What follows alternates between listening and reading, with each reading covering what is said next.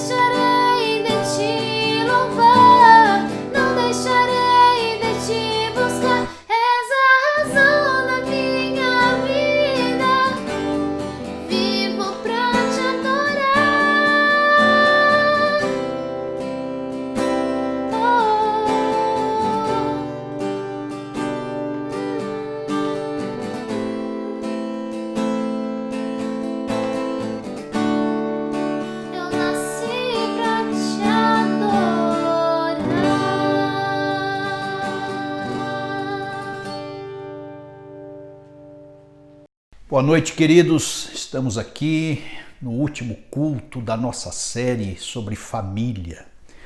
Nessa noite vamos falar sobre namoro, noivado. Mas antes quero pedir para você dar o seu like, divulgar este canal, fazer o nosso marketing, se inscrever no canal também. E eu quero pedir para você ofertar, contribuir. Nessa crise, eu sei, não está fácil, mas não deixe de semear na obra de Deus, na nossa igreja. Estamos em reforma, temos uma manutenção financeira mês a mês, não diminuiu, e eu tenho evitado fazer esse tipo de apelo, mas nesse momento é necessário. Conto com a tua fé, com a tua compreensão, com o teu envolvimento, você que tem sido abençoado, pessoas da nossa igreja, eu tenho mais liberdade de falar, e você que tem ouvido, tem se sentido abençoado por estas mensagens, semeie na obra de Deus, neste canal, os dados estão aí embaixo, fique na liberdade. Sem constrangimento eu faço isso e faço contando com o teu envolvimento, com a tua maturidade e com a tua fé também, ok?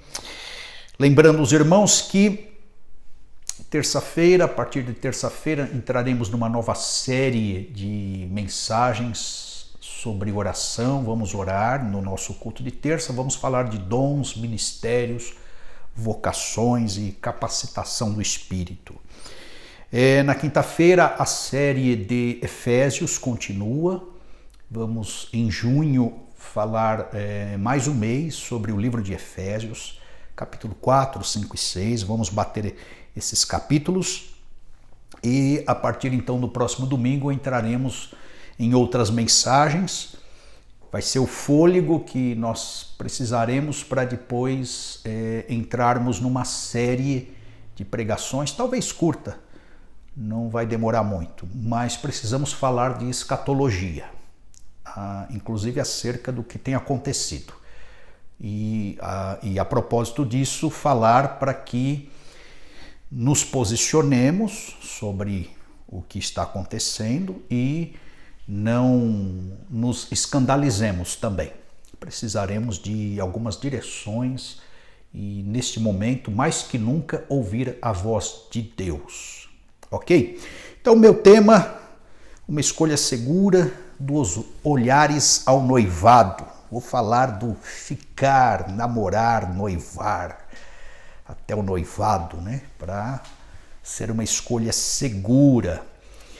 Essa palavra eu já falei nos bastidores com os jovens da nossa igreja. Já tivemos uma mesa redonda sobre isso. Eu já abordei 2 pessoas na nossa igreja sobre esse assunto.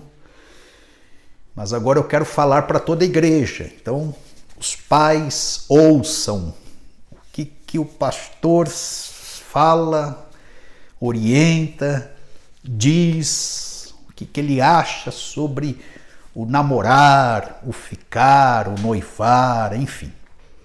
Claro que o peso maior disso está dentro do namoro. Então vamos finalizar essa série falando de namoro. Vamos orar? Pedir que Deus nos abençoe. Pai Celestial, nós te agradecemos por esta grande oportunidade de falar desse tema, de abordar esse tema, de observar a tua palavra. Não há um capítulo específico sobre isso, mas há pistas seguras na tua palavra, as quais podemos seguir e com segurança optar, escolher, exercer vontades, discernir situações e pessoas. É o que eu oro, Pai, e peço para que ocorra uma boa cultura na nossa igreja e nas demais igrejas, nos lares, na nossa sociedade. Esparrama esta cultura pela sociedade, porque ela é bíblica. E que estas pistas da tua palavra com relação a esse tema, a escolha de um parceiro, de uma parceira, que isto seja aprovado, legitimizado pelo Senhor. Abençoe, Pai, em nome de Jesus, esse momento. Fale com as vidas, fale com os jovens, fale com os pais, e que todos nós possamos ajudar uns aos outros, orientar não somente os pais em específico, mas todos nós como corpo de Cristo, como igreja, como família espiritual, que nos ajudemos e orientemos os jovens nas suas escolhas futuras sobre esse tema tão importante que é família, casamento, lar. É o que eu oro e te agradeço em nome de Jesus. Amém. Ok, queridos. Então, ficar, o que está por detrás deste verbo? Começa tudo com um olhar, conforme eu falei, um flerte, uma insinuação. Os peritos em relacionamentos colocam peso no olhar, e quando os olhares se cruzam, informações são transmitidas. Há um poder aí. Mas o ficar não tem na Bíblia. Como é que a gente adequa essa cultura do ficar? Na minha época, o ficar era um simples beijinho, na minha época de solteiro. Hoje o ficar tem um outro tom, é mais profundo, envolve até uma intimidade. Mas a Bíblia, nesse ficar da nossa cultura, para depois passar para o noivado, é um estágio anterior ao noivado, o ficar. Pelo menos é o que eu estou entendendo. Eu não sei nem se existem mais tendências, se os jovens inventaram mais alguma outra coisa. Parece que tem umas ramificações aí no meio da mocidade sobre relacionamentos, sobre troca de parceiros, sobre experiências superficiais e profundas. Eu não estou muito inteirado, mas vamos ficar aqui. Então, volto a dizer, a Bíblia não aprova isso. É uma cultura que a Bíblia não tem. Quando pegamos a cultura hebreia, judaica, israelita, nós não vemos nenhuma aprovação, base narrativa falando especificamente disso. Não há ressonância. Porque o ficar, pelo que eu percebo, quer superficial ou profundo, com até uma intimidade a mais, ele não tem compromisso. Relacionamento sem compromisso não tem respaldo bíblico. É uma relação imatura. É só aquele momento, aquele flash. Os olhares se cruzaram, geralmente em ambientes de diversão, de balada, de fortes emoções, de viagens, enfim, é aquele momento e não dá prosseguimento à relação depois daquilo. A pessoa, de certa forma, rifa a dignidade, porque ela vai ficando aqui, vai ficando ali, ela aprova esse tipo de comportamento quando ela percebe o nome dela, o caráter, a pessoa em si, a dignidade dela está na lata do lixo. Então não gera confiança. Se a partir dos olhares já percebe-se que vai ser algo passageiro, só aventureiro, então você cai num utilitarismo, numa descartabilidade. E isso na pós-modernidade está em alta. O ficar alimenta a paixão, que é febre de alma, das emoções humanas. E se for um ficar com intimidade, com ato sexual, há uma transferência espiritual. Você nem conhece a pessoa direito, você já está indo para a cama com ela. Isso é temerário, isso é perigoso, isso é complicado de conceber, uma vez que os riscos são grandes. E aí o aumento de doenças venéreas também é perigosíssimo. Então esse ficar, essa cultura, hoje eu nem sei como é que se conjuga isso direito também, a frequência, mas é o abrasar da carne, é dar vazão para uma carnalidade, é patrocinar tão somente o amor eros. E outro risco na esteira disso, além das doenças venéreas, é a exposição da gravidez indesejada, que também na esteira disso pode gerar um possível aborto lá na frente. Então compromete a autoestima. Você fica uma vez, duas, três, teu nome, conforme eu falei, vai para a vala comum da pessoa indigna e depois a preocupação por parte de alguns, talvez não todos, daquilo, né, do que os outros vão pensar de mim. Autoestima. A autoimagem também é comprometida. Fui usada, fui descartada. É uma exposição desnecessária, por conta que isso acaba caindo numa publicidade. As pessoas vão sabendo o que está acontecendo, então é perigoso. E a questão do ficar também com relação à Bíblia é que a Bíblia não aprova por conta do sexo antes do casamento. Algo precipitado, algo impulsivo, algo carnal, e se houve a relação, há uma ligação sexual, 1 Coríntios capítulo 6, verso 17, e a Bíblia então não aprova por conta até do que nós já vimos nas semanas anteriores. Então Hebreus vai falar que o matrimônio, o leito deve ser sem mácula. A Bíblia fala de uma relação com compromisso, pavimentada com a verdade, debaixo da bênção de Deus, visando uma aliança. Deixará, já trabalhamos esse texto de Gênesis em Mateus 19, e diz lá, deixará o homem seu pai e a sua mãe e apegar-se à sua esposa, e serão os dois uma só carne. Então, O ficar não tem na Bíblia, Deus não aprova pelos textos paralelos, pela teologia do casamento em si, pelo costume bíblico de como as pessoas casavam. Então isso está fora, isso está com cara de pecado.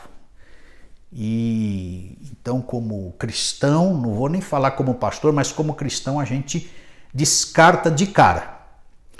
Essa é a minha posição. Como pastor, então, reforço isso. Pastor da igreja de vocês, Batista Central, não aprova esse ficar. Vigie com isso. Então, você que é solteiro, jovem, adolescente, que está cheio de hormônios e começa a ebulir dentro de você essas vontades sexuais, você vai ter que refrear os impulsos e caminhar um pouquinho mais sozinho.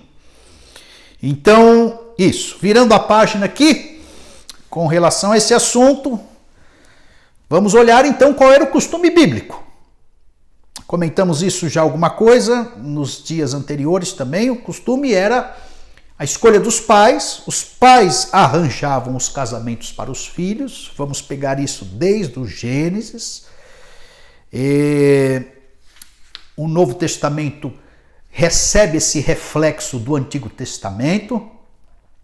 Eles poderiam até casar com primos, mas não num parentesco diretivo. Irmãos com os irmãos não poderiam, isso caracterizava incesto. Levíticos 18:6 vai comentar isso. Os moços casavam entre 18 e 24 anos. Alguns teólogos comentam isso, outros vão falar até menos, 15, 16 anos já estavam casando. As moças, depois da puberdade, já casavam. Teremos moças aí casando com 12 aninhos e meio, 13 aninhos. O Joaquim Jeremias comenta isso, um historiador. Então, elas casavam cedo e já começavam a procriar. Havia o dote pago para o pai da noiva, Deuteronômio 22, 29. Os casamentos eram feitos à base de arranjos pelos pais, então tinha o interesse social, tinha o interesse financeiro, tinha o interesse geográfico, visando as heranças, as terras, a geografia. Quando os pais estabeleciam a data de casamento, era um ano depois, então esse um ano era de noivado, Deuteronômio 20, verso 7, e eles partiam para esse período. Um ano depois casavam e tinha até que fazer o teste da virgindade na noite de núpcias, para que fosse provado que, de fato, a noiva estava casando sem contato nenhum com homens. O noivado tinha peso de casamento, já comentamos isso, e se houvesse adultério, inclusive no noivado, a noiva poderia ser apedrejada, rejeitada e ter carta de divórcio ou coisa parecida. E se houvesse uma gravidez antecipada, o filho não seria maldito e estaria debaixo da bênção de Deus. A festa em si ocorria para os pobres em uma semana, para os ricos a festa de casamento durava 2 semanas. A turma gostava de casar no outono, era a melhor época, porque tinha passado a colheita, eles estavam com dinheiro, os dotes ocorriam, as noites eram mais tranquilas, as pessoas poderiam vir de longe, eles cantavam, comiam. Esta era a festa de casamento. Nós vamos ver na palavra de Deus Jesus participando, fazendo um milagre, o seu primeiro milagre numa festa de casamento. Os noivos dormiam, estava consumado então o matrimônio. Deuteronômio 22 fala isso também. Havia um folclore, algo místico, que o melhor dia para casar era na lua nova, dava sorte. Então está aí algumas informações com relação a cultura judaizante. Casamento monogâmico, uma só mulher, e heterossexual. Comentamos isso também. Poderia haver uma poligamia, ele ter alguma serva, concubina, e aí a diferença é que a esposa não tinha contrato nenhum, era esposa, mas a serva, a escrava, tinha um contrato e ele poderia usufruir de intimidades para satisfazê-lo. Pano de fundo do Antigo Testamento esbarra no Novo Testamento e adentra. No Novo Testamento, então, vem a lei ferrenha de uma só mulher, um só marido, quebrando essa permissividade da poligamia. Nós temos o namoro. Depois do ficar, que eu tenho observado, então, o namoro. Costume ocidental. Vem antes do noivado para chegar no casamento. O que a Bíblia diz, pastor, sobre o namoro? A Bíblia não diz nada. Mas conforme eu falei, nós podemos ter pistas e orientações para que este namoro seja abençoado. Eu não quero demonizar o namoro aqui. Eu não quero radicalizar.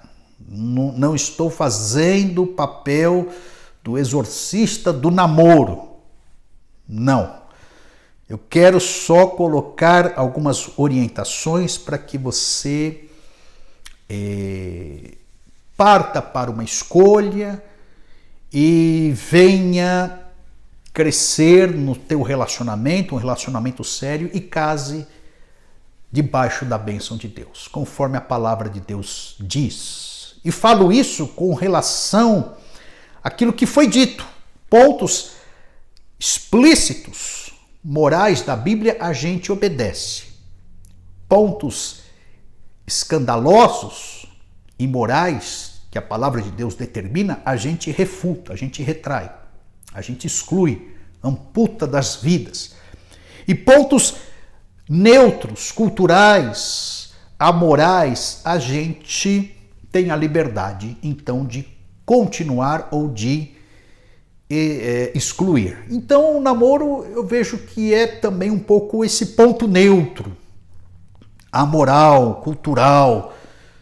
A Bíblia não fala, silencia, então eu quero deixar aqui algumas orientações para o namoro abençoado. Primeiro eu quero falar quando não é abençoado o namoro.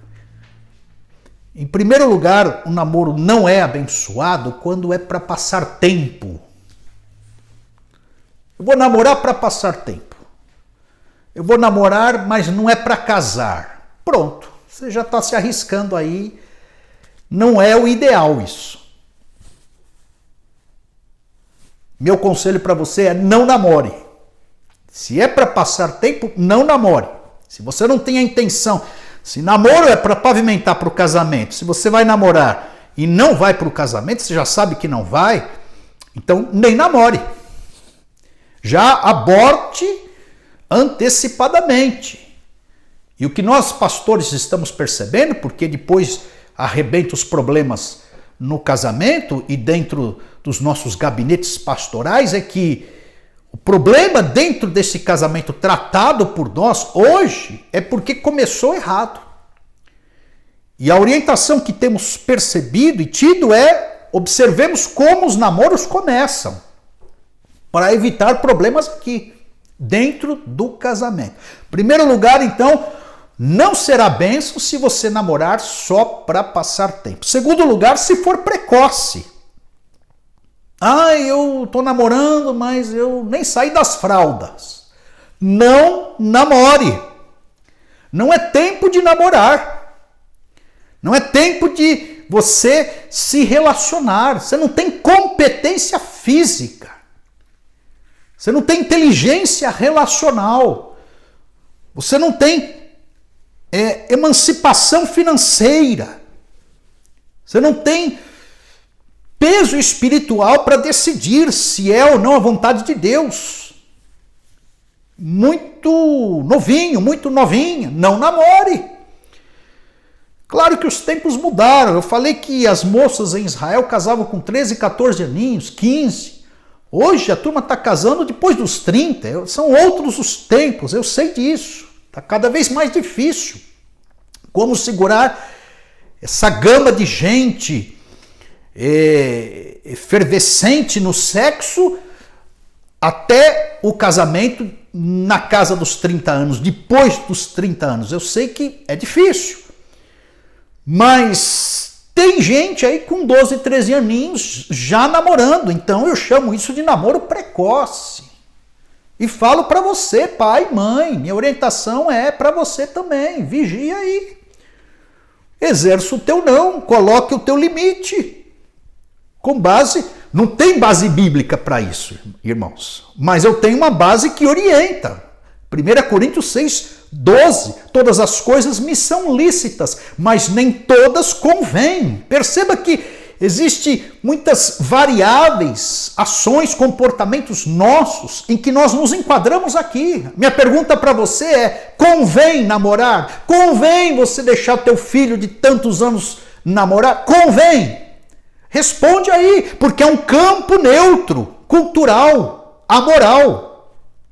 Não há um verso específico na Bíblia falando não namorarás. Não tem. Temos que construir uma teologia. E é o que eu estou tentando fazer aqui. Ok? Terceiro lugar, não vai ser bênção quando ele estiver enraizado na nossa cultura pecaminosa do ficar, de forma libertina. O mundo, novamente, eu tenho que pegar um texto para amparar, sem querer violentar a hermenêutica bíblica. João 5,19, a epístola do apóstolo. Sabemos que somos de Deus e que o mundo inteiro jaz no maligno. Tem uma gama cultural com elementos demoníacos na nossa cultura. Nós temos que discernir. Ah, mas se eu for em tal lugar, fizer isso, e o costume é esse e tal, sim, você vai estar se vinculando a pecados, a demônios, a uma cultura caída, você vai se prejudicar, vai ter um reflexo espiritual negativo sobre a tua vida.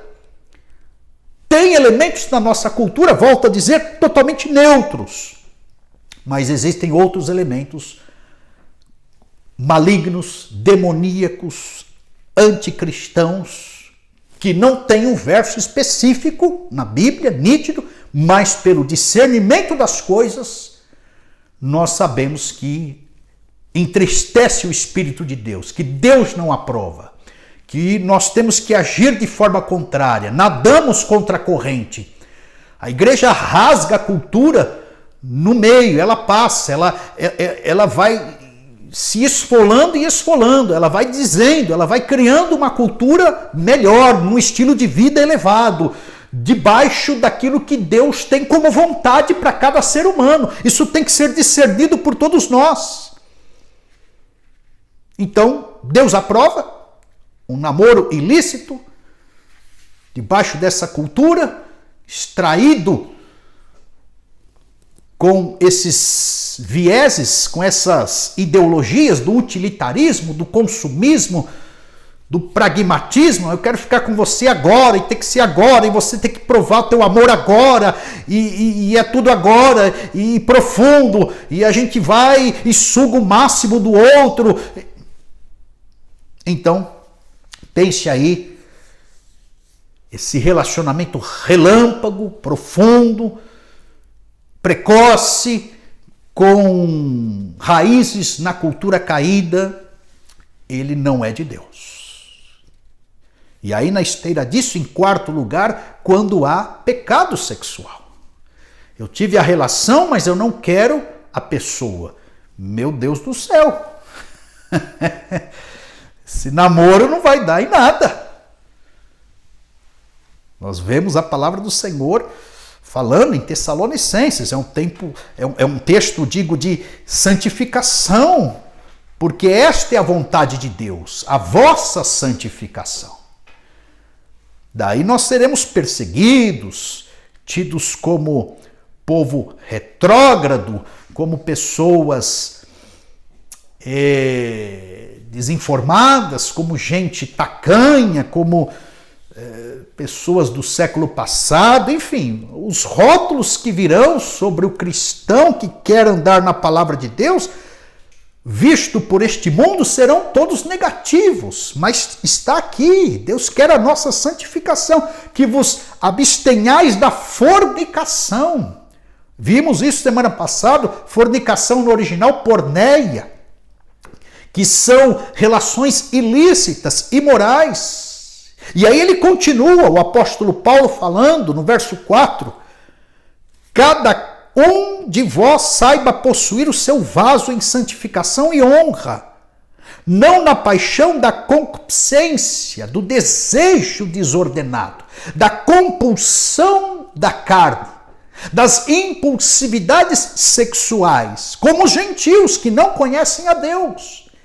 Então Deus está falando na pena do apóstolo aqui o seguinte, olha, nós temos um raciocínio, nós temos um poder de decisão, nós temos minimamente um domínio de controle, nós estamos em Deus, o Espírito está em nós, potencializa o nosso não, a gente consegue colocar um limite acerca da vida que agrada a Deus e da que não agrada a Deus, do pecado e da santificação. A gente coloca um limite, Deus coloca um limite. Esse cerco é colocado pela palavra do Senhor em todas as áreas da nossa vida, inclusive no namoro.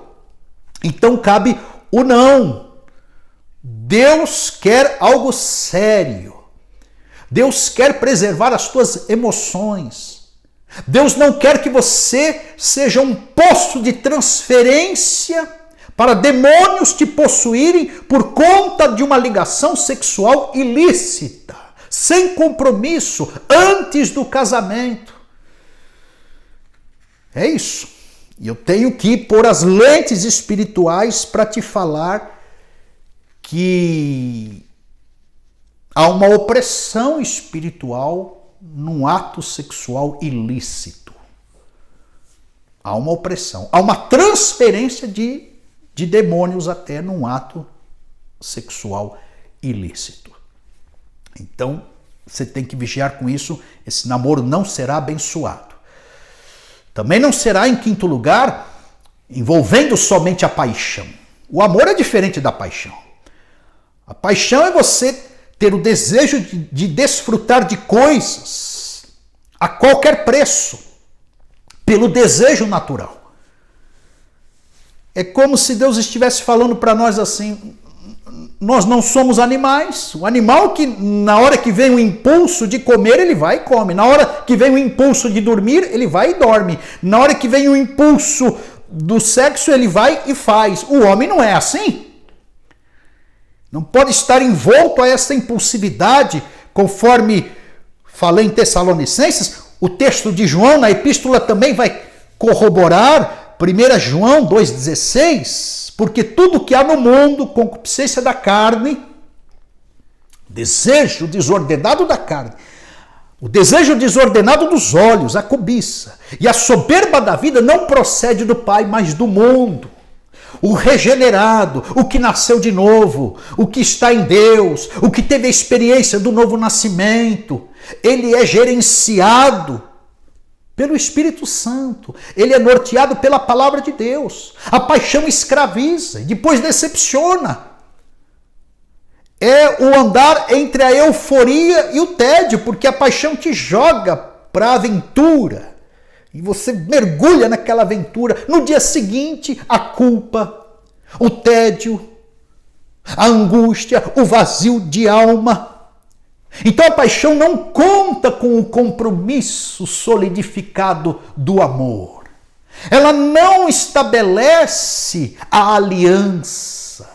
Ela não visa um relacionamento duradouro, não. É aquele pico, a pessoa vai, desfruta e no dia seguinte, então, cai na angústia, no vazio de alma, no tédio, no niilismo. Então é um alto grau de ansiedade que vem querendo ser suprido. E depois a pessoa não aguenta a realidade rotineira. A pessoa não aguenta a pessoa, o outro. Só foi a paixão. Quando a paixão vai embora, que Não há mais maquiagens, brilhos, máscaras. O outro mostra a cara.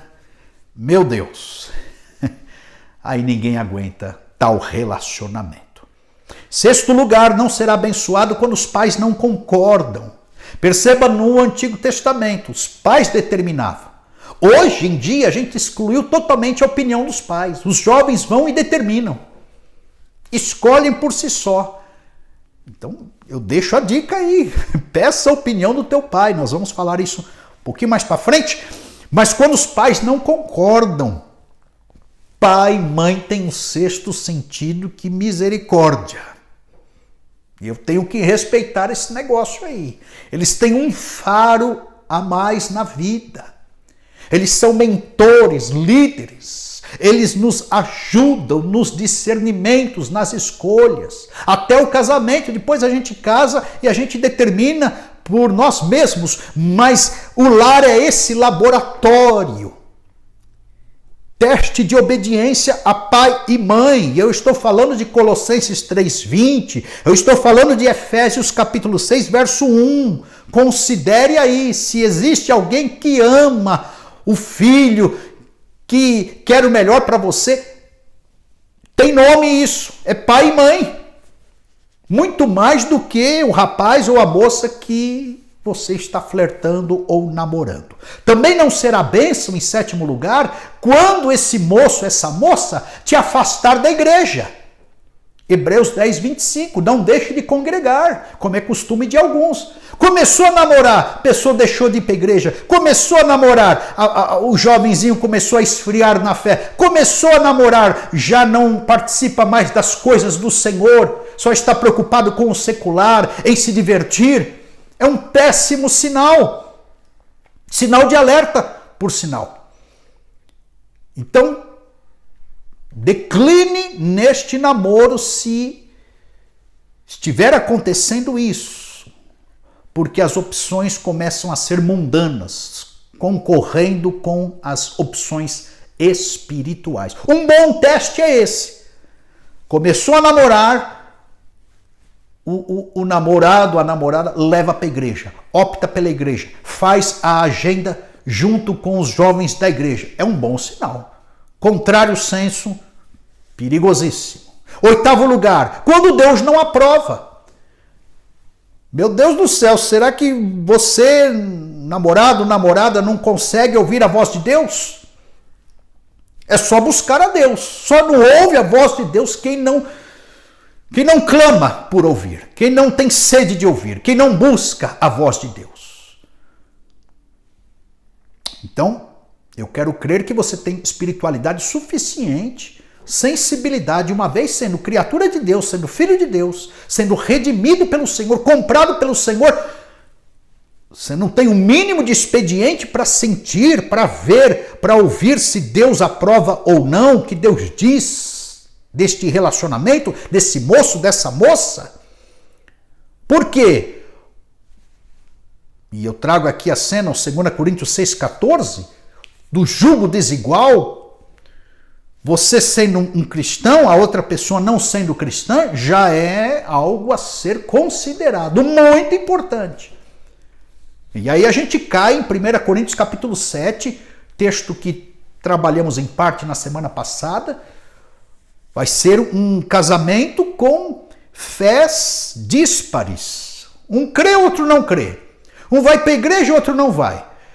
Um ora, o outro não ora. Um busca Deus, o outro busca o diabo. Pronto. Vê se é isso que você quer para a tua vida.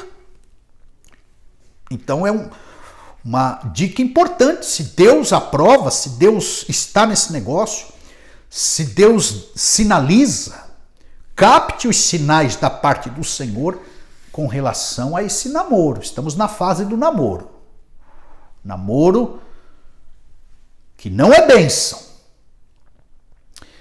E quando que o namoro é bênção, então? Vamos virar a página aqui mais uma vez. Quero dar pistas. Vão esbarrar as pistas, mas não tem problema ser redundante num assunto tão importante como esse. Primeiro lugar, namoro vai ser bênção quando você estiver em oração, discernindo a vontade do Senhor. Que é o contrário disso aqui. Deus aprovando, você discernindo a vontade do Senhor. Efésios 5,17. Por esta razão, não vos torneis insensatos. Não seja tolo. É isso que Paulo está falando. Procure compreender qual é a vontade do Senhor para a tua vida. Você vai ter que decidir. Claro, com pais, mães, conselheiros, nós vamos ver aqui, mas passa por você. Às vezes eu percebo a pessoa tendo que decidir e ela colocando a decisão na mão do outro, na mão da outra. Não, é você que tem que decidir, você que vai viver com a pessoa o resto da vida. Então observe aí Colossenses 3,15, seja a paz de Cristo o árbitro em vossos corações. Você sente paz quando você ora, você sente a aprovação de Deus. Esse juiz que está na tua consciência, batendo o martelo, aprovando ou desaprovando, como é que ele tem reagido dentro de você? Observe isso. O Senhor testificará, o Senhor testifica, o Senhor sinaliza. Filipenses 4,7, e a paz de Deus, que excede todo o entendimento, guardará o teu coração e a tua mente em Cristo Jesus. Eu percebo que a pessoa vai indo, aqueles que buscam a Deus, quando o outro é picareta, Deus traz à tona as coisas ruins, Deus levanta o tapete, Deus envia sinais de longe, até já presenciei isso. Noivados sendo desfeitos, namoros sendo desfeitos, porque o outro não era de Deus, porque o outro estava encenando, porque o outro estava mascarando uma situação. Deus é fiel, Deus fala. Basta nós termos ouvidos para ouvir. E outra coisa, a gente é tão sagaz em tantas áreas na vida, chega nessa, ficamos inocentes, ingênuos? Não. Temos certo grau de maturidade também nessa área para perceber algo aqui ou acolá. Ok? Primeiro lugar é isso. O namoro será bênção quando você estiver ouvindo a voz de Deus, buscando a Deus. Segundo lugar, quando você também colher conselhos. Provérbios 11:14, um texto que eu gosto muito, diz, na multidão de conselhos há sabedoria. Então ouça pessoas, investigue, pergunte, especule. Quem é fulano, quem é beltrano? Observe como ele trata os pais, ele trata pessoas, ele trata autoridades. Observe como ele desfila nos ambientes, os movimentos, as cenas. Pergunte para mim, pastor, o que o senhor acha? Eu acho engraçado. A turma, quando vem me informar, já vem com o bolo pronto, parabéns cantado, velhinhas assopradas. Ele só vem me informar, pastor, já estou namorando. Eu falei, amém, então. Mas na investigação, pergunte, papai, mamãe, o que o senhor acha? Pergunte para amigos, né? Fique bancando o investigador, pergunte para nós. Quero te ajudar em oração nesse sentido. Eu não vou determinar nada, não é esse meu papel. A decisão final é tua. Meu papel é orar por você, é levar o fardo, o jugo, dividir com você, é ser o teu confidente, é exercer um pastoreamento sobre a tua vida. Obviamente estou falando com os da nossa igreja. Então, terceiro lugar, isso, busque conselheiros. Agora, com todo respeito, né? Não vá pedir aconselhamento com um ímpio. Estou falando do Salmo 1. Não se detenha no conselho dos ímpios, não pare no caminho dos pecadores, não se assente na roda dos escarnecedores. Você vai pegar conselho com essa turma aí, você já sabe que você vai se prejudicar. Especule com gente que te ama, com gente que quer o teu bem, com gente que aposta em você, que não quer que você se prejudique, que não é concorrente tua, que não tem inveja de você. Aí você pergunta. Nos bastidores, na surdina, de forma discreta. Aí nós vamos tabular uma conversa porque queremos que você se dê bem na vida. Terceiro lugar, o namoro será abençoado quando você pedir, então, na esteira disso, a opinião dos pais. A opinião dos pais. Onde está isso, pastor? Verso bíblico. Conforme eu falei, não tem de forma diretiva, mas 1 Pedro, capítulo 5, verso 5, fala: rogo igualmente aos jovens, sede submissos aos que são mais velhos. O pai fala: não quero que você namore, quero que você namore, pode namorar, não pode namorar. Obviamente que eu estou falando de um solteiro que está debaixo das asas do papai e da mamãe. Mas pode até ser um solteiro maduro. Considere o que o teu pai fala. Considere o que a tua mãe fala. Considere. Não acho isso ruim, não. Os pais viveram mais, têm mais experiência, conseguem discernir um pouco mais. Desculpe estar sendo redundante nisso, mas mesmo que não houve um bom legado, meu pai não é tão exemplo assim, minha mãe não deu tanta educação, meu berço foi falho, não tem problema. Então a Bíblia diz: obedeçam os pais e honrem a eles. Minimamente colha a opinião, honra todos nós devemos aos nossos pais, inclusive depois de casados. Obedecer depois de casado não precisamos, mas honrar depois de casados nós precisamos. Então considere o que o pai e a mãe falam.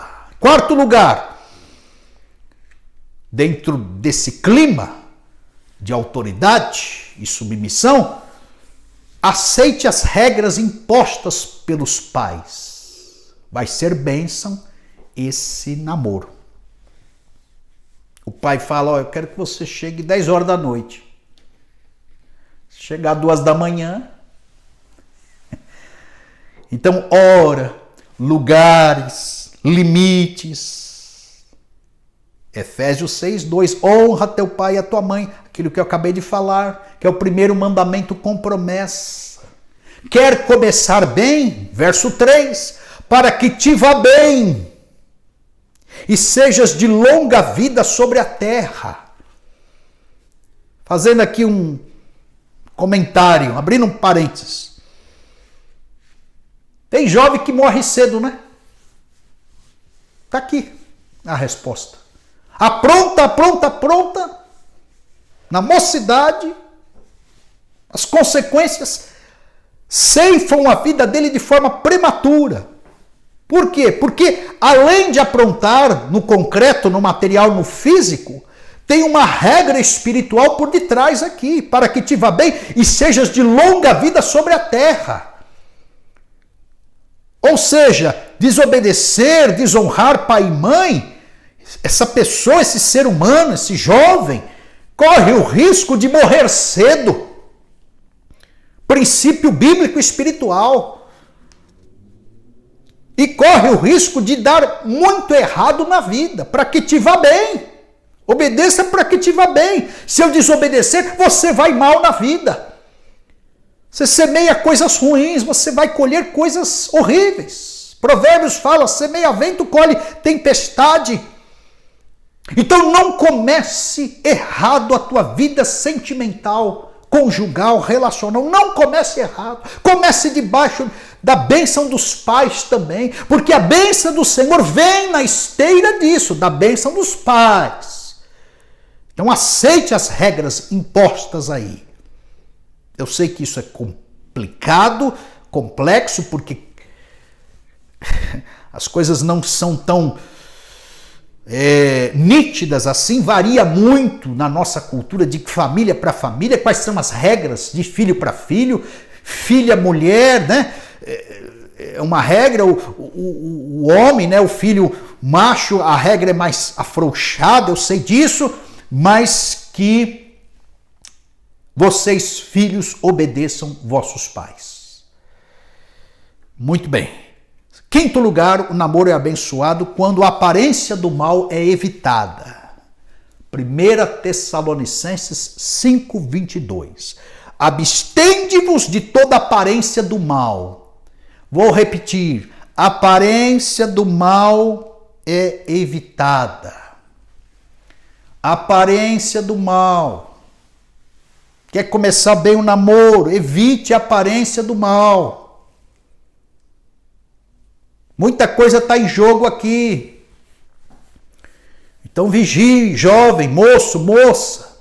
Administre aí o que é a aparência do mal. Pastor, o que o senhor está querendo dizer? Eu estou querendo dizer de roupas. Eu estou querendo dizer da mão boba. Eu estou querendo dizer de ambientes muito escuros. Eu estou querendo dizer de um na casa do outro até tarde. Eu estou querendo dizer de tentações, de afloramentos. Eu estou querendo dizer de uma potência sexual que vocês têm. Eu estou querendo dizer que a espiritualidade pode ficar comprometida.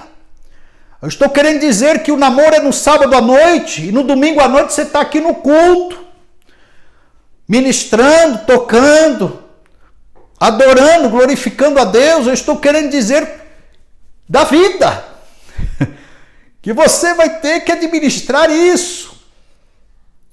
Coisas perigosas, situações insinuantes, ambientes escorregadios, o excesso de isolamento, a ausência de luz, é isso que eu estou querendo dizer. Agora, descer a mais detalhes aí na internet não dá, né, meu irmão, minha irmã? Aí você marca um horário comigo e aí eu te passo toda a cartilha, se você não se escandalizar. Mas você já captou o que eu quero dizer. Cuidado com esse aconchego excessivo, é isso que eu quero dizer. Esse excesso de carícias, esses toques, essas liberações que cairão em libertinagens. É isso, meu irmão. A gente vai pegando fogo. Eu quero dizer que você é normal. Se está acontecendo isso, pastor, graças a Deus você está com saúde, meu irmão, minha irmã, vocês são normais, graças a Deus. É isso mesmo. A potência sexual aflorada, a gente quer consumar o ato, mas tem que administrar, porque é só um namoro. Então você tem que refrear muito antes. É isto que eu quero dizer nesta administração da aparência do mal. Amém, meu irmão? Nós vamos ver aqui, para não queimar etapas. É ruim, prejudicial. Os efeitos são drásticos nesse sentido.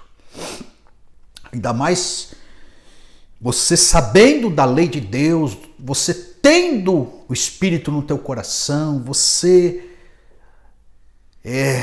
sendo uma pessoa que anda nos caminhos do Senhor. É isso. Então, quando se busca em sexto lugar, na esteira disso, né, a santificação. Ali está o limite. Coríntios, capítulo 6, que fala de uma questão sexual terrível, o afilhado tendo relações ilícitas com a madrasta, um incesto dentro de um lar. Estamos falando da igreja de Corinto, uma igreja permissiva. Então Paulo fala aqui, 1 Coríntios 6,18, fuja da impureza, não cometa pecado contra o próprio corpo. Você é templo do Espírito Santo de Deus. E ele fala aqui no verso 18 da imoralidade. Da imoralidade que o sexo causa. E hoje está muito facilitado a imoralidade. Você dá um clique, você já cai nela. Você passa o dedo no celular, você já entra nela. Você vasculha 2, 3 horas na internet, você já abastece a imoralidade. As coisas estão facilitadas. Na segunda carta aos Coríntios, capítulo 7, verso 1, purifiquemo-nos de toda impureza, aperfeiçoando a nossa santidade no temor de Deus. Então, meu irmão, o caminho do resguardo, da purificação, da santidade, não quero bancar aqui o pastor Piegas, não, é o melhor para você permanecer debaixo da bênção de Deus e subir até este altar e Deus te abençoar. Eu falo isso com temor e tremor, até indo contra certos colegas, pastores que já estão abrindo mão, falando, pastor Sérgio, tal, não dá para segurar mais, 60% já se perdeu, a turma está assim mesmo. Eu sei de tudo isso. Mas eu deixo ainda esse conselho para você se resguardar. Para você, moço e moça, se preservar. Eu sei, a pressão é grande. Eu já tive a tua idade, eu já passei também por essa fase. Foi difícil, não foi fácil. Deus deu graça, livrou de muita coisa. Mas Deus pode te livrar também. Aquele que está em pé, cuide para que não caia. E o texto bíblico vai falar, não vem tentação senão humana. Deus é fiel, juntamente com a tentação proverá livramentos. Há poder disponibilizado para Deus nos livrar. Falo isso com temor e tremor e até contrariando a cultura caída. Não dá para aceitar. Uma vez que Deus deixou um padrão dos fiéis. Boas obras, diz Paulo aos Efésios, para que andemos nela. Então falo a solteiros que estão migrando de olhares, namoro, caminharão os que já estão no noivado. Estou falando para você chegar num casamento debaixo da bênção de Deus. Vou ter o maior prazer de invocar a bênção de Deus sobre a tua vida. Você já é abençoado. Só vou fazer uma liturgia e orar por vocês. E falo também aos pais. É um conjunto. A igreja como família, vocês no núcleo familiar têm que interagir. Não fique negligente, alienado, não se ausente de dar a tua opinião, de colocar uma regra saudável, de investigar, de orar, de interceder, de ficar de olho. Não se ausente disso. Que nós estaremos contribuindo para bons casamentos no futuro. Então, 7º conselho aqui, não queime etapas. Não queime etapas. Eclesiastes 3:11, tudo Deus fez formoso no seu tempo devido. Então é maravilhoso, nós temos visto aí, já vi, os dois exemplos, os dois lados da moeda. Gente queimando etapa e gente não engravidando antes do tempo, se preservando, administrando a vidinha e subindo no altar de posse da vitória. Então, vigie nisso, meu irmão. Tudo tem o seu tempo determinado debaixo do céu, diz o capítulo 3 de Eclesiastes. Observe aí, moço, moça. Você está entendendo? Vença a hereditariedade. É meu 8º conselho para você ter um namoro abençoado. Pastor, o que é isso? É que a gente olha assim, meu avô e minha avó queimaram etapas, meu pai e minha mãe queimaram etapas, eu também vou por esse caminho. Não faça isso. Deus nos resgatou, diz Pedro, do fútil procedimento dos nossos pais. E mesmo que eles agiram em alguma área de forma negativa, não dando exemplo, esse exemplo negativo para nós se torna antítese. O oposto. Eles fizeram isso, não deu certo, presenciei coisas, vi que foi um fiasco, vou fazer o contrário. Quebre esta hereditariedade. Foque no aspecto positivo da sua família. Porque tem gente que olha a família e fala, aqui é tudo torto, aqui não tem jeito mesmo, meu pai foi um trapaceiro, você também, minha mãe foi uma mentirosa, também você, eles manobravam as coisas e assim que eu vou... meu irmão, minha irmã, misericórdia. Então quebre isso na tua vida, você que já sabe que não é de Deus.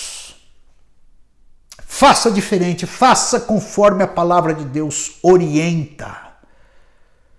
Deus tem o melhor para você.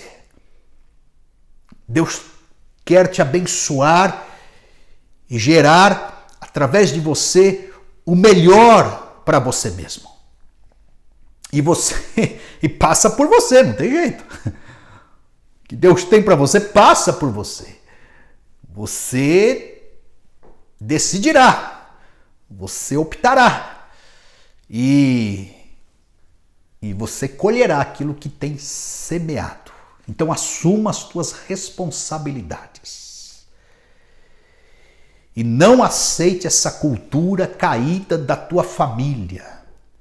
Esses maus hábitos geracionais nessa área de escolha conjugal. Não aceite. Assuma o teu erro, tua parte no processo e parta para cima daquilo que Deus tem do ponto de vista bíblico. Muito bem, esse é o namoro. Com quem devo me casar? Essa é uma pergunta de Luiz Palau, num livro muito resumido dele, e eu deixo para você aqui como dica. É do olhar ao noivado. Então, com quem eu devo namorar sério para depois me casar? Ele trabalha 12, 13 perguntas. E eu quero resumir aqui rapidamente como conclusão desta palavra. Primeira pergunta. É convertido? É convertida? Porque é uma escolha que você vai gerar e vai levar até a morte. É até que a morte os separe. É aquilo que ajuntou Deus, não separe o homem. Serão os dois uma só carne. A primeira pergunta dele, na escolha do cônjuge. Você vai namorar e é convertido? É convertida? Segunda pergunta, sinto vergonha dele? Sinto vergonha dela? Porque se você sente vergonha, você vai ficar muito desconfortável em certos ambientes, você não vai conseguir desfilar com o teu parceiro, com a tua parceira. Então desista antes. Nem comece uma relação aonde você não se sente bem com ela. Você tem que honrá-la. Matrimônio é honra ao cônjuge. Mulher virtuosa é coroa do marido e vice-versa. A vergonha gera humilhação, a pessoa vai pisando, vai inferiorizando. A honra gera o elevo. Essa é a segunda pergunta. Terceira pergunta, se você considera ela inferior. Consequentemente, você vai pisar. É nisso que eu estou falando. E a Bíblia fala para você considerar o outro superior a si mesmo. O cristianismo trata o outro desta forma. Como nós gostaríamos de ser tratados.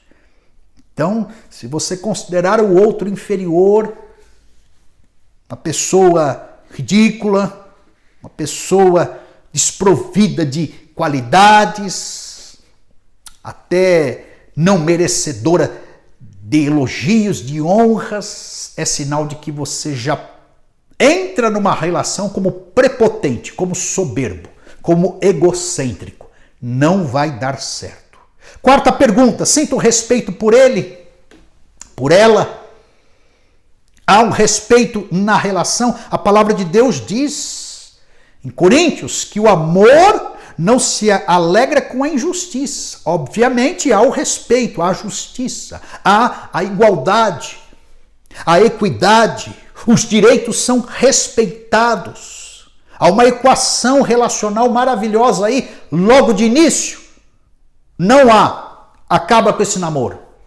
Pergunta que você tem que responder e abrir os olhos. Tenho plena confiança, quinta pergunta, apesar dos riscos de todo relacionamento tem risco, mas eu tenho confiança nele, nela, porque se no namoro já começa uma desconfiança, se houve o ficar e aquela situação de vai e vem, e ata, desata, as sombras das desconfianças, dos ciúmes, das possessividades, entra a desconfiança, enfim, fica um relacionamento bem desestabilizado. Você tem que responder. Não, apesar do que aconteceu, eu tenho confiança. Confio sim. Porque muitas sombras ficam no decorrer e no início da relação e estouram lá na frente no casamento. Ciúmes doentio. Sexta pergunta, há diálogo? Vocês têm conversado por muitas horas, tocado em temas e assuntos importantes? É agora. Se faltar diálogo, vai entrar a mão boba. Se faltar a oração, vai entrar o toque, os aconchegos, os excessos de carinhos. Então, e agora é a hora de falar das coisas, para caminhar para um noivado sério também. O que você quer da vida, quanto que você ganha, aonde vamos morar, quais são as nossas condições, você estuda, não estuda, e etc e tal. Você vai me tirar da casa do meu pai, você sai da casa da tua mãe, e quais são as tuas ideias? Você quer ser o que no futuro? Daqui 5 anos, como é que você quer estar? Daqui 10 anos, 20 anos, e a igreja nisso, e Deus nisso, e os meus pais, aonde eles entram, e os teus pais, aonde eles entram também. Diálogo de diversos assuntos. Tem que ter. Sétima pergunta, se estou disposto a esperar.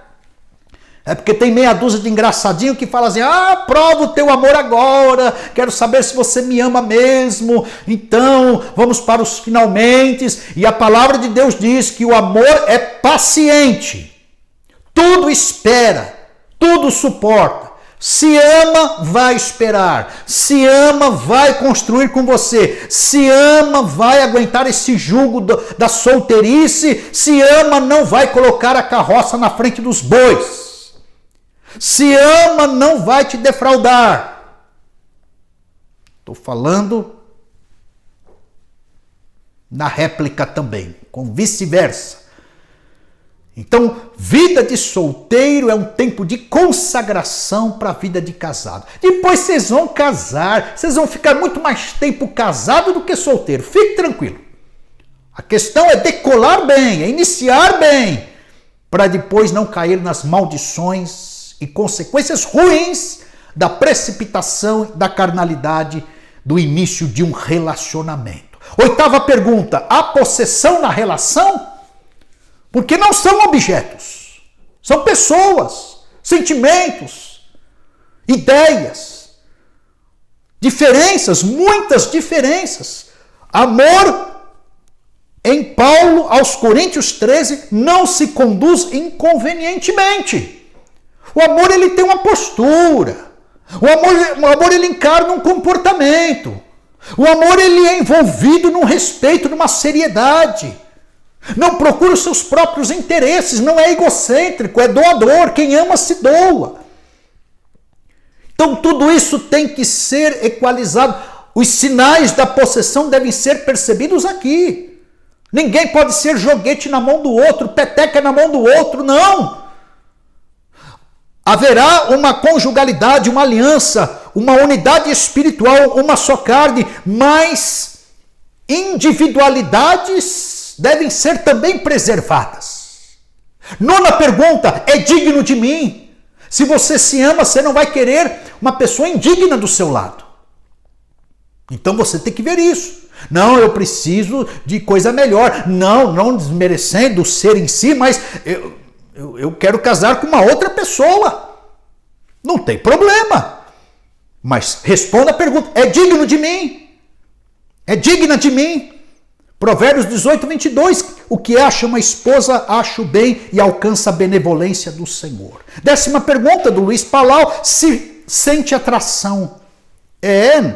Tem gente que espiritualiza demais isso aqui. Tem gente que casa por causa de uma profecia. Por causa de uma visão. Não desconsidero, mas vigie. Vigie. Então, entra a vontade pessoal também.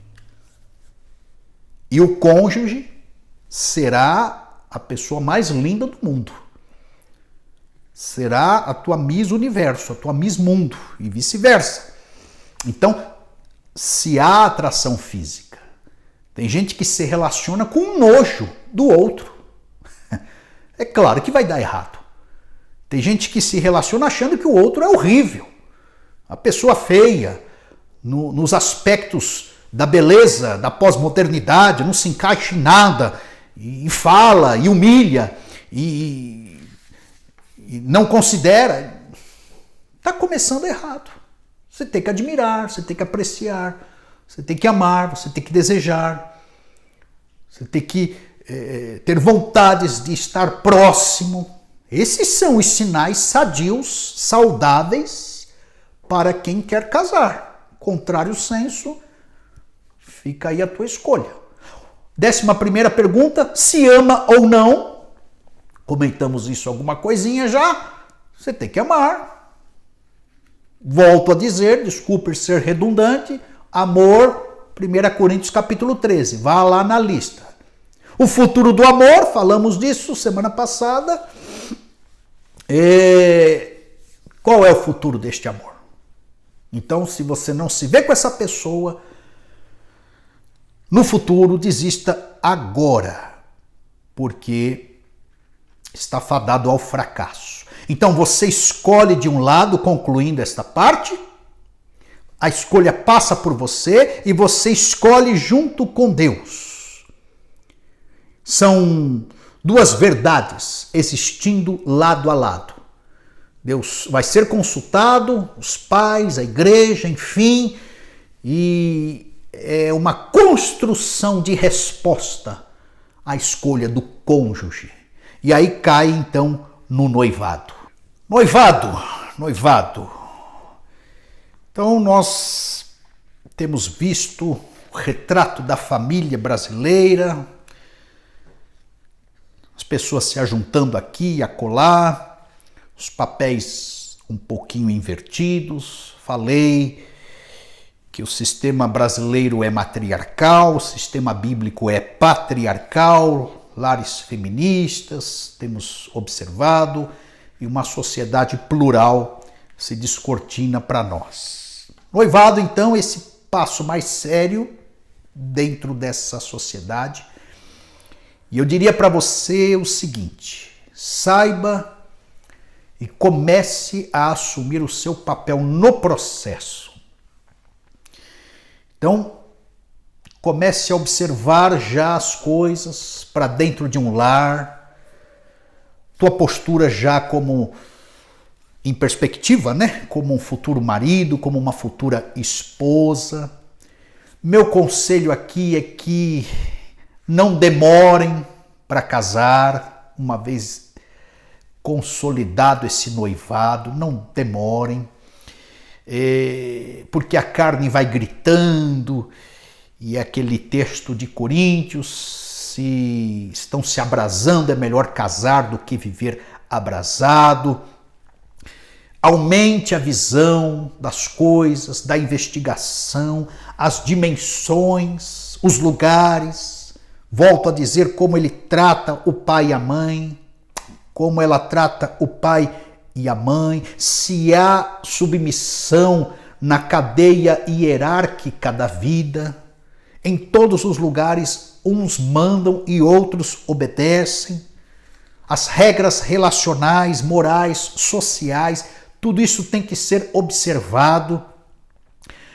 O ditado é assim: na fase do noivado você abre o olho, porque depois que casar você tem que fechar o olho e levar esse casamento até as últimas consequências. Meu primeiro conselho é esse. Então comece já a se posicionar de forma mais comprometedora no processo. Firme a tua identidade em Deus. Você é filho de Deus, você é filha de Deus. Falo isso por quê? Porque aí está a base do sucesso do teu futuro casamento também. Se o Senhor não edificar a casa, Salmo 127:1, em vão trabalhos que edificam. Então é muito fácil a gente partir para o secularismo, para as conquistas, a compra do enxoval, os detalhes da casa, o acabamento do apartamento e deixando Deus de lado. Todas estas conquistas serão derrotas se Deus não edificar essa casa. Então comece o exercício espiritual aí, a edificação da casa em Deus. Lembrando que Deus nivela homem e mulher, mas no sistema familiar, o líder dentro de casa, esse degrau é estabelecido pelo Senhor. Então não há acepção de pessoas. A mulher não é inferiorizada em momento algum. Gálatas 3:28. Não há macho e fêmea. Todos estão nivelados pelo Senhor. Mas, para que o casamento tenha sucesso e seja um casamento de retorno ao Éden antes da queda, a identidade como filhos de Deus é muito importante. Porque entenderão as funções e exercerão as posições debaixo também da hierarquia colocada por Deus. Eu estou falando que haverá lealdade, honra, gratidão, companheirismo, compaixão, flexibilidade, confiança, cumplicidade, troca, mutualidade de amor de uma forma leve, suave. O fardo deste casamento será leve e suave porque Jesus está reinando. Terceiro conselho: vença o eixo do mal. Que eixo é esse, pastor Sérgio? Estou falando de dinheiro, poder e sexo. As pessoas pensam assim: coloquei a aliança na mão direita, sou noivo, estou com o pé no altar.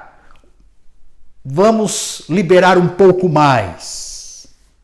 Pois é, não faça isso. Segurou até agora, aguentou até aí. Parta para cima dos finalmente e Deus estará te abençoando. Então você vence esse eixo do mal, mal no sentido pernicioso, que eu estou falando, enquadrando aqui a questão sexual, se santificando. Ou seja, em outras palavras, continue se santificando mesmo no noivado. A questão do poder, sirva um ao outro. Não é porque são noivos que um vai começar a mandar no outro. Então como é que você vence isso? Sendo servo um do outro. A palavra de Deus tem esse mandamento de reciprocidade, servir-vos uns aos outros. E a questão do dinheiro, observe aí o nível, o status, as condições. Eleja a vida de simplicidade com contentamento. Tire desta fase a tirania da perfeição. Porque começa, né? A gente precisa desta marca, morar nesse bairro, comprar aquilo, e nem sempre é possível nesta fase ainda. E não faça comparações com os pais que já trabalharam 30 anos a mais, que conquistaram muitas coisas a mais. Comece dentro dessa simplicidade que eu estou falando para vencer o eixo do mal, no sentido de dinheiro, pode ser uma maldição também, com uma vida simples, se adequando às questões simples da vida. A maioria começa nesta simplicidade. E servindo um ao outro e mantendo a santificação. No noivado ainda, observando aqui, considere as necessidades complementares e contraditórias. O que significa isso? Significa que vocês se unem por conta do complemento. Um é extrovertido e a outra é introvertida. Aí vocês se conheceram e se uniram, se completaram. Muito bem, então isso é o complemento, a necessidade complementar. Estão juntos por conta disso. Mas observe que, por causa do tempo, do noivado, possíveis crises e atritos comecem a emergir. Esse problema, não é um problema, essa necessidade complementar agora passa a ser um problema contraditório. Aí sim problema. O extrovertido quer ir na festa, a introvertida quer ficar em casa. Aí gera a briga, o atrito. Isso já é um sinal, uma prévia do que será o casamento lá na frente. Então, complementa de um lado, mas pode gerar contradição do outro. Então, flexione, se adapte, comunique, faça acordos, se dedique, já é exercício para um futuro casamento. Ok? Se o quebra-pau ocorrer aí de forma dramática, aí eu coloco 20 pulgas atrás da tua orelha. Pois é, o que aconteceu no noivado pode acontecer de forma exponencial no casamento. Meu quinto conselho na esteira disso, já vá se libertando da ilusão do príncipe encantado. Vocês já estão percebendo que não há princesa e príncipe. A gente até brinca, lá dentro ambos viram sapos. Pois é, a realidade. É quando as verdadeiras identidades são reconhecidas.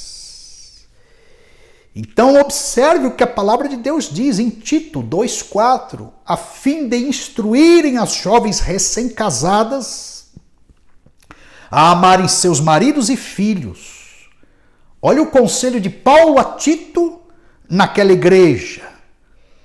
Que as moças recém-casadas não tivessem o devaneio, casavam cedo, tinham devaneio, já queriam abandonar o lar, era uma cultura, se eu não me engano, naquela região. E Paulo fala, elas precisam ser sensatas, honestas, boas donas de casa, bondosas, sujeitas ao marido, para que a palavra de Deus não seja difamada. E depois ele fala aos moços. Os moços, de igual modo, exorta-os em todas as coisas que tenham critérios. E fala para Tito, torna-te padrão dos fiéis, de boas novas. No ensino, mostre integridade, reverência, linguagem sadia, irrepreensível, para que também o adversário não envergonhe. Vocês não fiquem envergonhados por conta do mau testemunho, não tendo indignidade nenhuma que dizer a nosso respeito. Ou seja, comportem-se no namoro, liberte-se aí da perfeição, das ilusões, vá mais para a realidade nesta fase de noivado, digo. Muito bem, caminhando aqui, não use, mesmo nesta fase de noivado, o casamento como uma válvula de escape da realidade que você vive. Melhor é serem dois do que um, diz Eclesiastes 4:9. Mas nem sempre melhor é serem dois do que um. Dependendo de quem você casa, melhor é você ser um mesmo. Ficar sozinho. Então não case para ser feliz. Eu vou casar para... Não, você casa para fazer o outro feliz.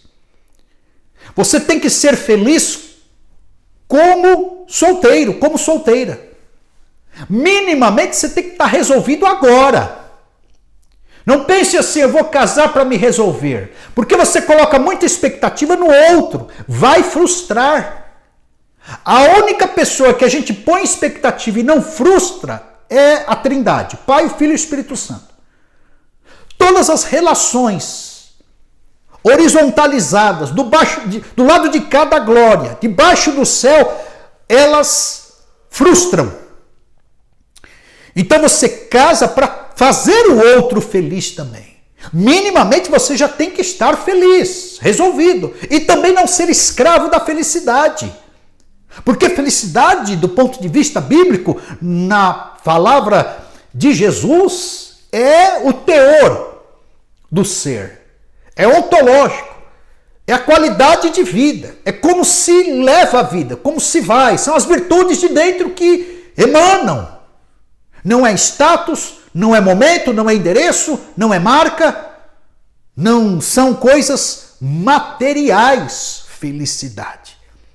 Então não case tão somente para ser feliz, mas para fazer o outro feliz. Não case para sair de casa, por conta do clima, do ambiente.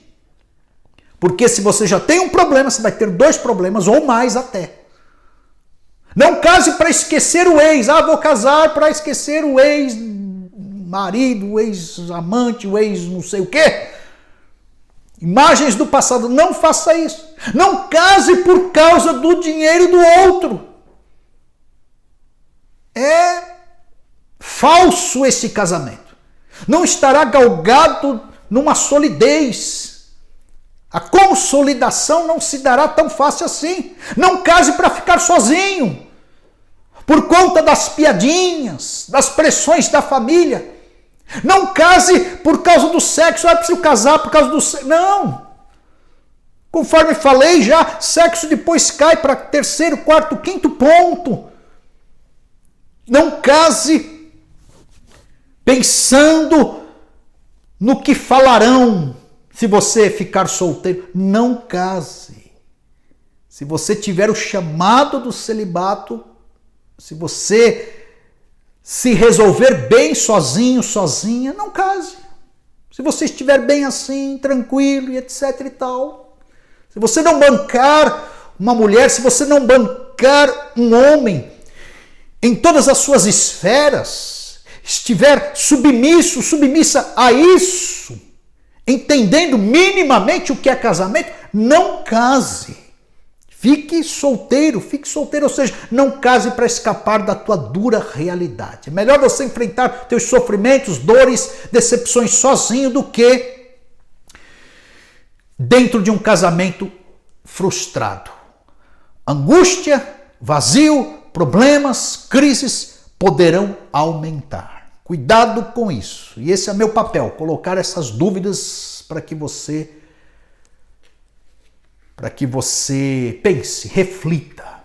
E para os mais espirituais, não case com um apóstolo porque ele é apóstolo. Não case com o bispo porque ele é bispo. Não case com o pastor porque ele é pastor, achando que o apóstolo, o bispo ou o pastor são pessoas ali, beirando a perfeição absoluta. Não faça isso. Case com a pessoa cristã, que professe a mesma fé, que vocês puxarão a corda para o mesmo lado.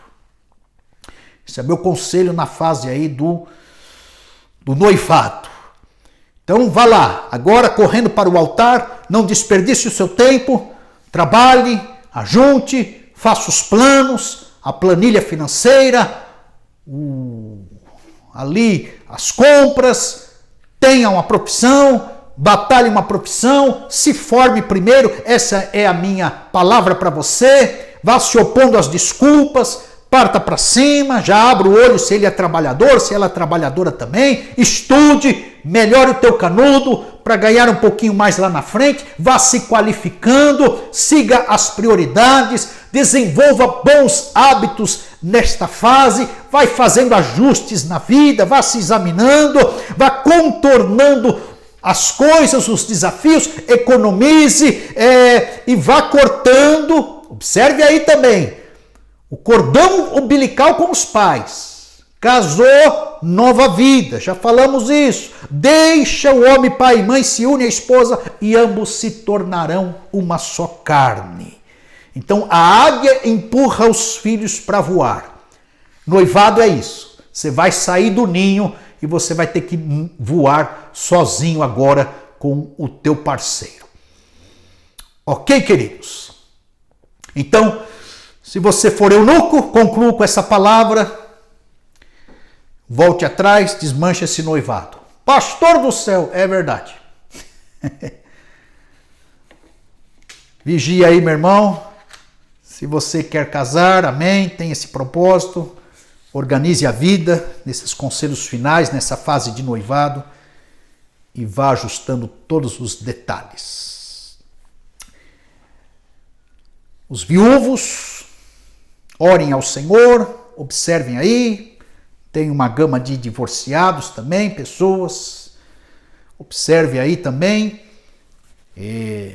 cuidado para entrarem numa nova relação, vigiem, busquem ao Senhor, e essa é a minha palavra, e não tenho preconceito por aqueles que casam, por aqueles que se tornam solteiros, mas cada um tem o seu chamado, conforme eu falei semana passada, 1 Coríntios 7:24. Cada um fique na vocação em que foi chamado. Você não será menos filho de Deus, você não será menos abençoado ou mais abençoado se casar ou se não casar. Que Deus te abençoe e que todos nós aprendamos com essa palavra. Solteiros, namorados, noivos, pais, mães, vamos caminhar e ajudar uns aos outros, uma vez que a gente caminhou um pouco mais e tem um pouquinho mais de experiência na área matrimonial. Vamos orar. Senhor, em nome de Jesus, eu oro e peço a tua bênção sobre a nossa igreja, sobre homens e mulheres, sobre jovens. Deus, são várias as situações. Aqueles que são solteiros estão investigando a escolha, vem preparar os casamentos certos na tua casa. Os noivos vêm confirmar, preparar todas as coisas, abençoar a vida de todos eles. Os casados, Pai, em nome de Jesus, derrama o teu poder e desfaz todo o mal, todo o sofrimento, todo o atrito, quebra toda a ação do inimigo, toda a maldição dentro de casamentos, livra de divórcios, de repúdios, livra das mesquinharias dos corações. Viúvos, solteiros adultos, divorciados, abençoe, Pai. Pessoas que optaram pela vida de solteiro, abençoe, em nome do Senhor Jesus Cristo. Invoco, Pai, a tua bênção, a tua sabedoria, que haja decisões no temor do Senhor.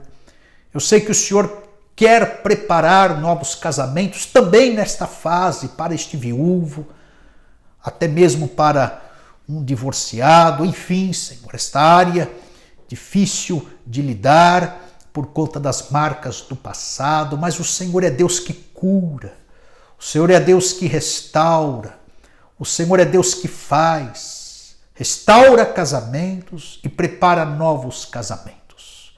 Em nome do Senhor Jesus Cristo, nós queremos, todos nós, ficar debaixo da tua soberania. Em nome de Jesus, abençoe. Abençoe a nossa igreja, abençoe este que está ouvindo, este que recebeu esta ministração, estas orientações, este homem, esta mulher.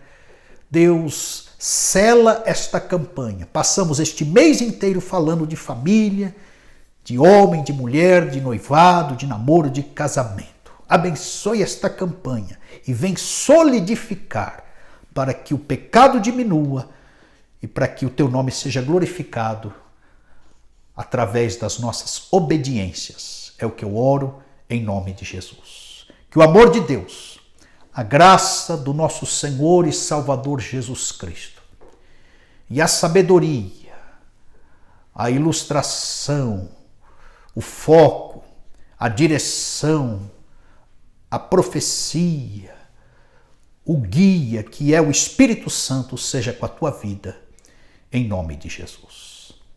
Que Deus te abençoe, meu irmão, minha irmã.